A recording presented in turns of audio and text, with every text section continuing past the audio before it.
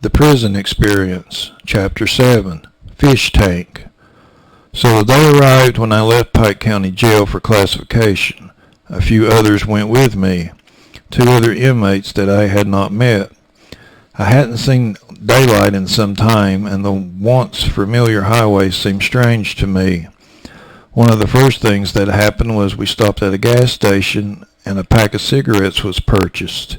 I had a few e-cigarettes that were legal to buy through the commissary that I had packed away for later, and we were allowed to smoke on the way to the fish tank, which is located near Lexington, Kentucky, 2 to 3 hours away. I knew the Lexington area from previous trips to various physicians there after my coal mining accident years ago. Had my spinal surgery done there. However, I did not know about the prison system. Upon arrival, we went through a security check at the gate and was escorted into the complex. After getting a bed and locker, I started to understand why they call it the fish tank. There are an assortment of prisoners there waiting to be classified and sent to various prisons. I wasn't there very long, probably less than a month. While there, I ran into a poker-playing inmate from the pod I had been in from Pike County Jail. He had been there for a while getting classified and such, and sort of brought me up to speed about things. I didn't like the fish tank, but I had to be classified, so after meeting some people in a room and asked some questions, they recommended the horse farm, Blackburn Correctional Complex. Actually, those people were pretty nice.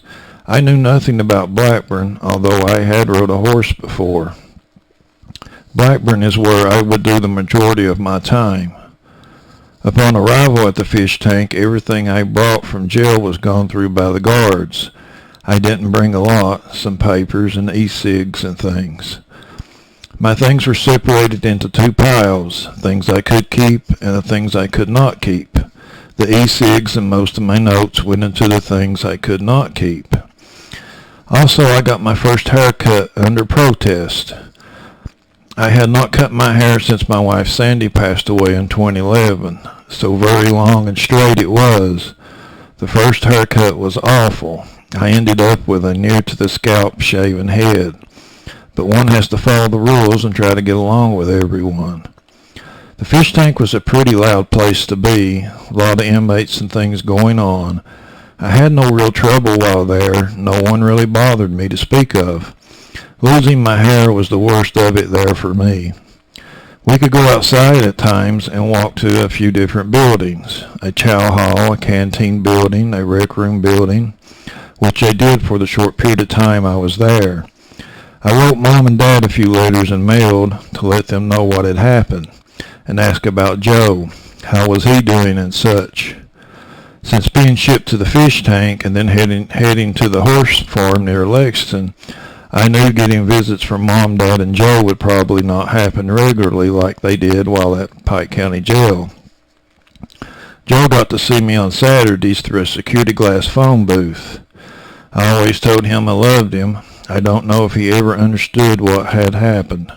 I didn't understand it either. My kid was and is just about everything to me.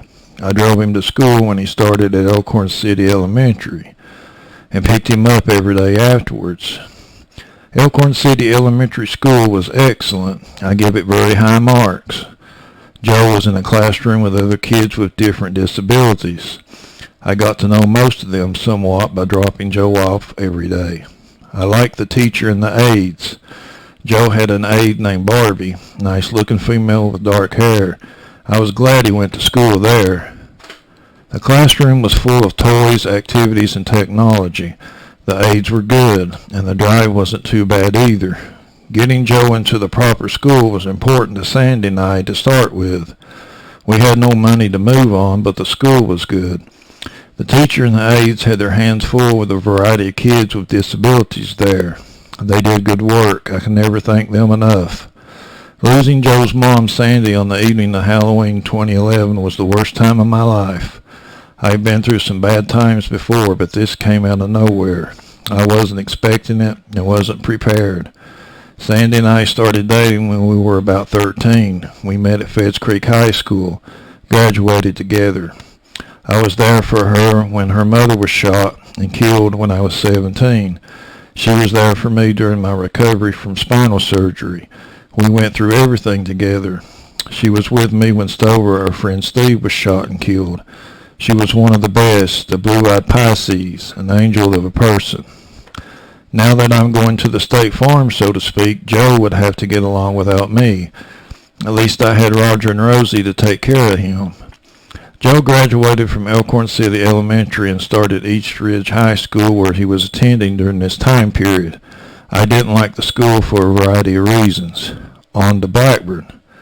The day arrived when I was notified that I would be shipped to Blackburn, so I packed up my things and got ready for the trip, not knowing what to expect and a little nervous. Shackled and chained, I got onto the transfer van, took my seat, and after the other inmates got aboard, off we went.